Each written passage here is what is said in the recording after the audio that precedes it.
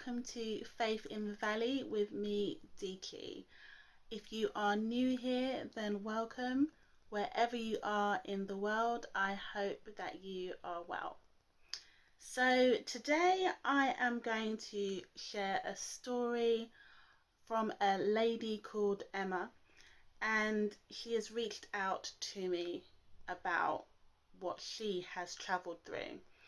And Emma describes herself as a vibrant woman in her 30s who found herself in an unexpected, slowed down pace of life due to a painful injury.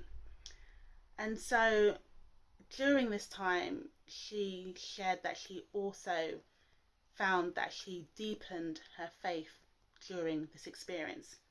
And so if you've ever had an accident or a change of pace, a change of routine, or you've lost a sense of control, then today's story is for you. So I will share what Emma has shared with me. It all began one regular afternoon about 6 months ago. Emma had stepped away from her desk to make a cup of coffee in the office kitchen. She wasn't rushing. She wasn't distracted. She was just going about her day. But what she didn't see was a small pool of spilled liquid on the tiled floor. There was no warning sign. There was no paper towel. Just a slick, silent hazard waiting under her feet. As soon as she stepped onto it, she slipped over hard. Emma hit the floor with a scream, and the pain shot through her right knee. Thankfully, Emma was wearing flat ballerina shoes that day and not heels. But the fall still left her feeling shaken. A few colleagues rushed over to help her. They helped her up and they called a taxi to take her home. At first, Emma thought that the pain would pass. She told herself, it's probably just some bruising. A couple of days of rest and I'll be fine. But after 3 days, the pain in her right knee did not go away. It only became worse. Her knee started to feel unstable. When she tried to walk, her knee couldn't hold her weight properly at all. Her knee also looked swollen. It looked tight and it felt tender to the touch. At this point, Emma realised that it was probably best to get her knee checked out. So, when she went to visit her doctor confirmed what she had suspected, that something more was wrong with her knee. Her doctor confirmed that she had injured her medial collateral ligament, or MCL. This is a key ligament that stabilizes the inside of the knee.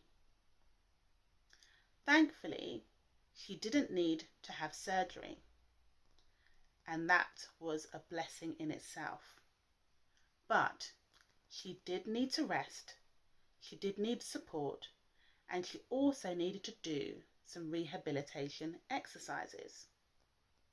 Emma was told to avoid putting any weight on her knee, and she had to ice it regularly and to start physio after a few weeks.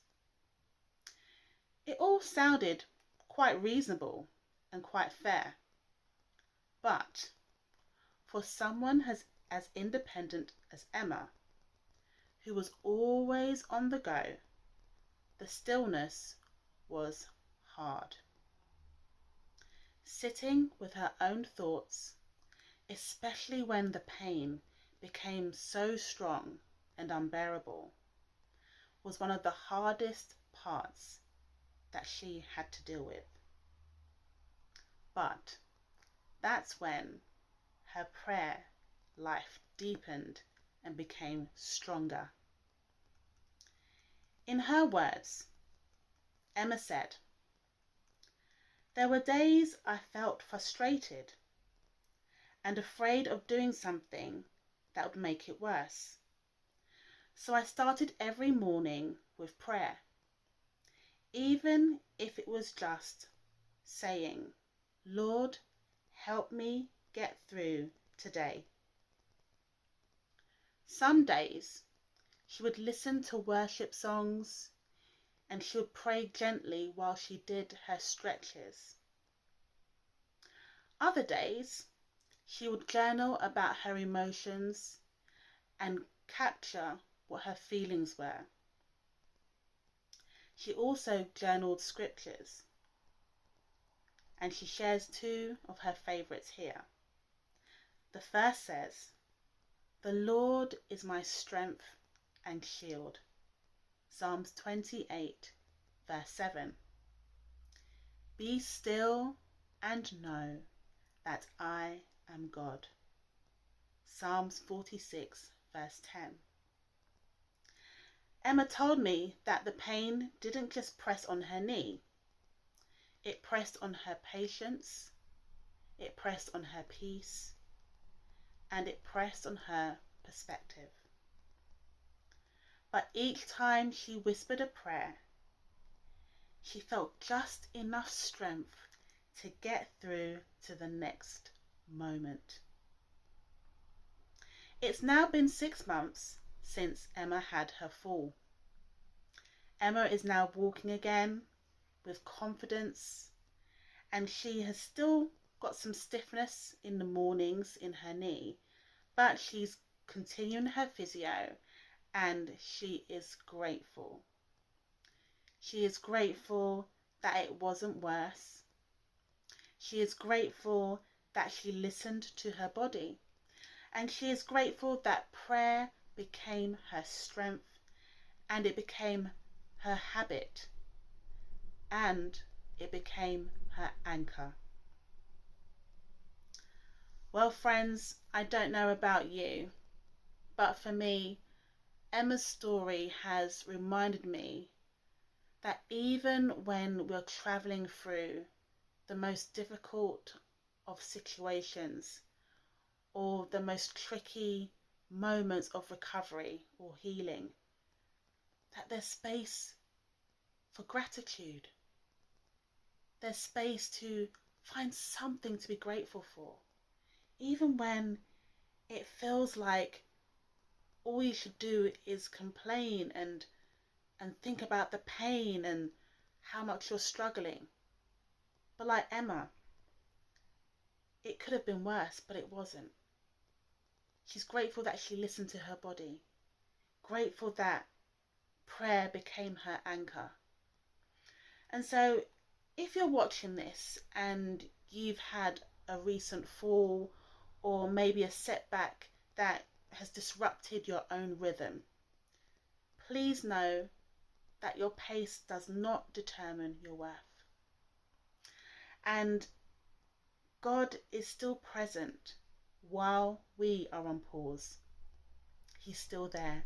And He hears our short prayers, our long prayers, our prayers when we're crying, our prayers when we're just thankful and we're full of gratitude, even in the situations that we find ourselves in. And He strengthens us in those quiet times.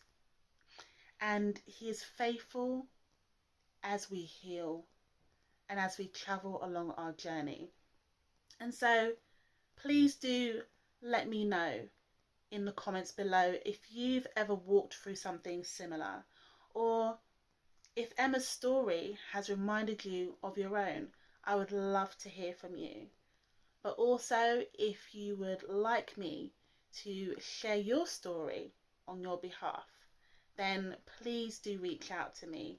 My details are in the description below. And if you haven't already, then don't forget to subscribe to Faith in the Valley with Deeply, and where you'll be able to hear more weekly stories of healing, encouragement, and to just feel uplifted and to know that there are others traveling through healing journeys just like you and just like me. And so, to remind you, you are not alone, you are not behind, and your healing is going, and it is moving, and it might be slow, but you will be healed soon, and your healing is happening as we speak. And finally, may grace find you exactly where you are. Thank you so much for joining me today. It's been lovely speaking with you, and I look forward to seeing you again soon. Take care.